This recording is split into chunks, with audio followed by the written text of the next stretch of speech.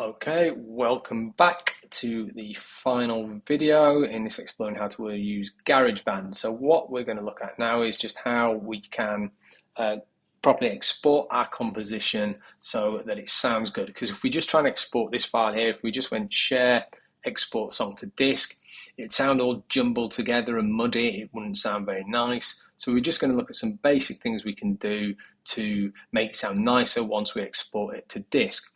So the first thing we're going to talk about is volume levels. So the move is pull everything here. These are your volume controllers. Pull all these down to 0. Find the loudest part of your composition. Turn on this loop function and just put it above the loudest part of your composition. So mine's probably this part here.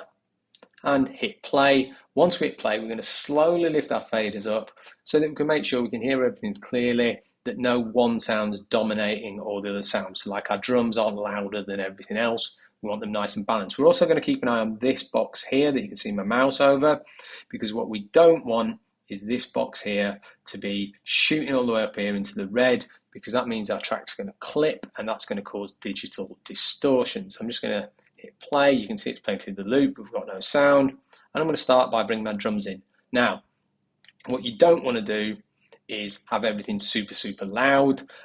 You're just looking for a nice balance. So I'm going to bring my drums up so I can hear them.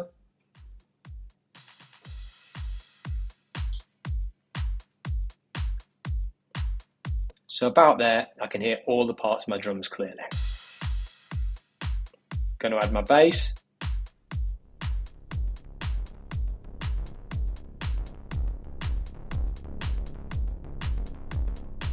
Probably going to add a bit more drums.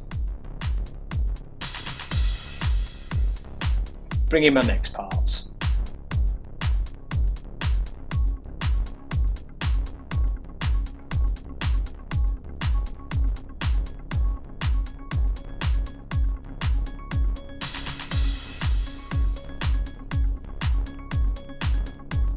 So there, I can hear everything clearly, and if I keep an eye on this box here, it's not shooting up here into the red, so it's not going to clip. You do not want it clipping.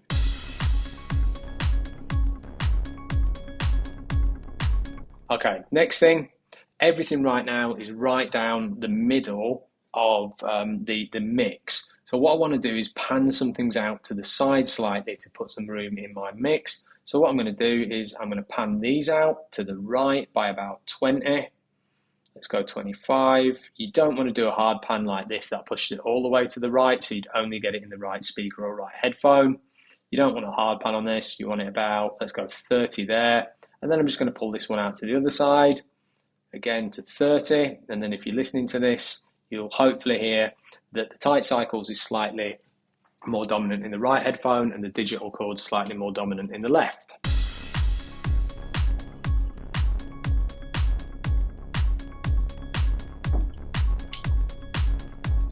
Okay, so that's what we'd call my volume mixing done and my panning done, just to make sure the mix isn't too loud and clipping and to open up some space in the mix. Next thing, what I want to do is have a look at each instrument and just add what we'd call some EQ and compression to it. So I can go here and I can hit this smart control and it brings this thing up here. And we've got controls, we can ignore that.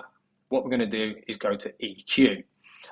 EQ, this is your sort of frequency field, and if I just hit play, no, it's a lot. I hit analyzer, that's why. If I hit analyzer, you can see this here, which is showing us which frequencies are being pushed through, and you can see if I press play, the highest line is down the bass end here, which makes sense because it's the drums.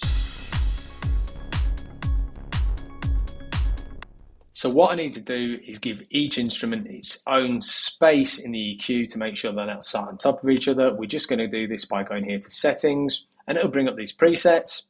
So I'm going to go to the presets for the drums, and I am going to just EQ those as hi-fi drums. You can see it adds in these blue lines here. And what that's doing is here it's cutting some frequencies, here it's boosting some frequencies, cutting some frequencies, and boosting some frequencies. The change is quite subtle. You might not be able to pick up on it, but I promise you it does make a difference when we finally bounce this down.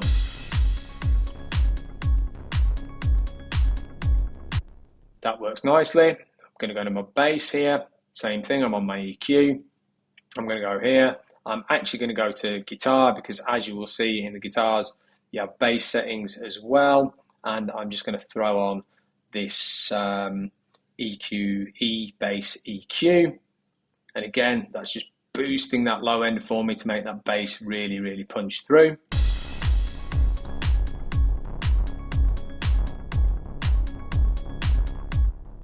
My tight cycles, again, this time I'm going to go to keyboards. Now that's my melody, so I'm going to put synth lead on there, so it'll make it stand out because that's sort of the lead of my piece.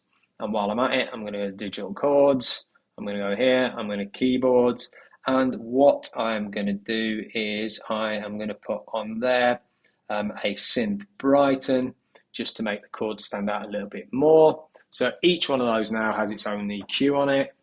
That'll just give it more room to breathe and make all the instruments easier to hear. Hit play.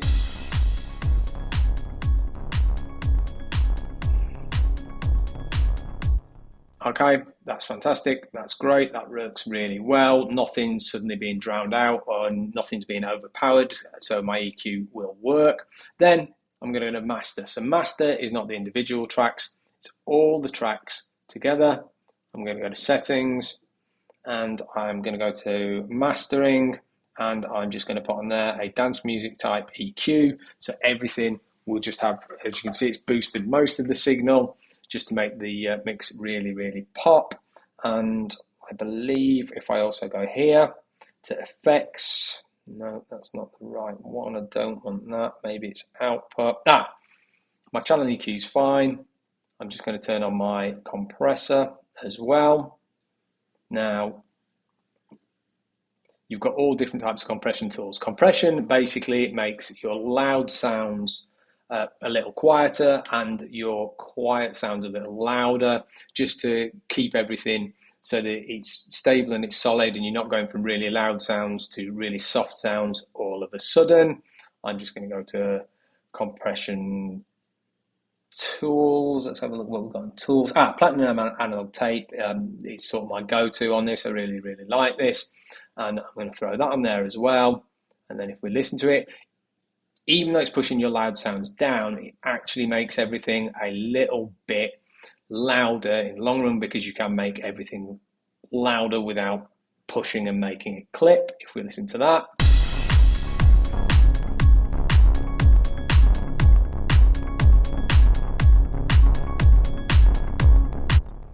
Now you can see here in my soundbar, in this master volume up top here, if I take the compressor off,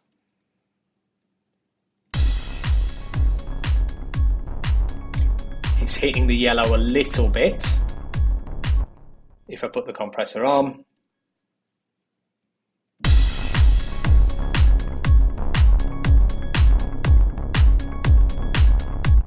it's really pushing into that yellow, which simply means that it is louder, but it's not hitting any red, so it's not distorting, it's not clipping. If it was clipping, you've got a few options available to you. Your best bet is to just go here and lower the volume on all these slightly, but I don't need to do that. It's absolutely fine. You could also put a limiter on it if it was going in the red, but I don't need to do that, so it's not a problem.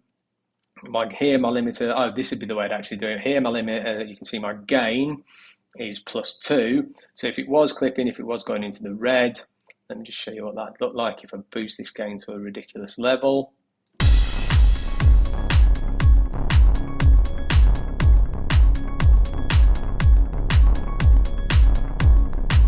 Okay, it's not hitting the red, but it does sound a little distorted, so I'm just going to bring that down to where it was, which I believe was +2 dB. Let's get it around there. +2.1 is fine, not a problem.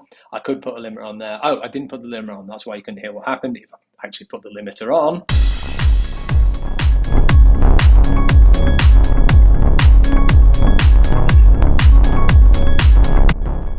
so you can see if you look back here, it's hitting the red. I'll just press play again and see here how it's hitting the red. You do not want that.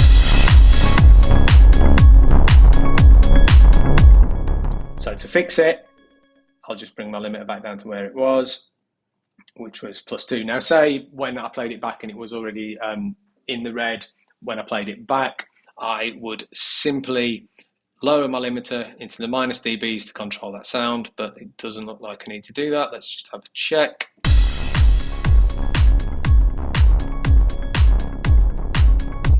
No, that's fine, that's perfect, that's right on threshold, so I may as well leave that on. So what I've done there is I've balanced my volumes, I've panned some things, I've added my EQs to it, and then I've added the compressor to the master track, and I've just played around with the limiter a little bit to make sure it's not going into the red, and it's all okay. Now everything's finished, and then all I need to do, I can take the loop function and just drag it over the whole track, so it's got every single part in it, like so, and just give it a little bit on the end there, a little bit of extra. I go here, share, export song to disk.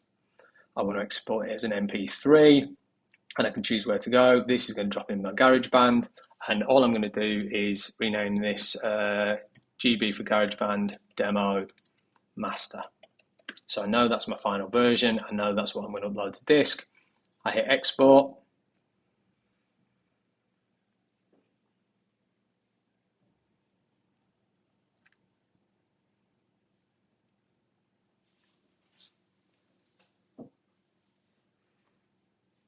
And that then has bounced down to an MP3, which you can probably find in my search bar here. We're going to go GB, oh, I forgot what I called it, master, was it? Anyway, I could look at it there in my search bar and find it, or I could go here to my Finder and find my GarageBand files, and it would be in there, and I would then be able to upload that to ManageBack. In fact, let me just show you possibly a better way to do it to make sure you can find it easy. I'm just going to go export song to disk again.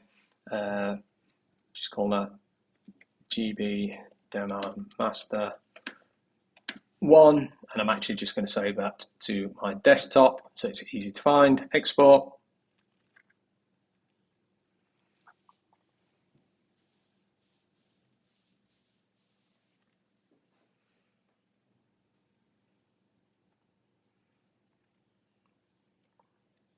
Then if I jump to my desktop, it should be on there. Ah, there it is, GB Demo Master.